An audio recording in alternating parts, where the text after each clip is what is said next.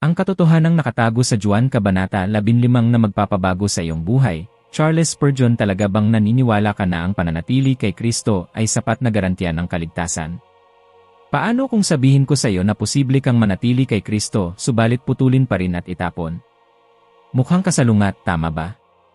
Ngunit yan mismo ang ipinahayag ni Jesus sa aklat ni Juan Kabanata 15. At sa araw na ito, ibubunyag ko ang lihim na itinago ng maraming pulpito. Ang pag-ibig ng Diyos ay hindi lamang paglalambing, kundi pagpuputol, pagdidisiplina, at katotohanan din manatili ka sa akin, sapagkat ang mga salitang ito ay maaaring yumanig sa iyong mababaw na pananampalataya at magligtas ng iyong kaluluwa. Alam kong marami sa inyo ang tinuruan na maging kampante, dahil lang sa isang araw ay nagbigay kayo ng kay Jesus. Ngunit makinig ka, ang seguridad ay hindi isang na nakasabit sa leeg, ito ay nakikitang bunga na nagmumula sa kaluluwa. Ako mismo ay inuulit ang mga talata na parabang may hawak na anting-anting, habang binabaliwala ang pinaka-nakababahalang pahayag ni Kristo mismo, ang bawat sanga sa akin na hindi nagbubunga ay pinuputol niya. Hindi ito ang demonyo, hindi ito nagkataon, hindi ito kamalasan, ang Ama ang nagpuputol. Hindi nito sinasaktan ang biyaya, inihahayag nito ang katotohanan tungkol dito. Ang biyaya na hindi nagpapabago ay teorya lamang na may amoy ng relihiyon.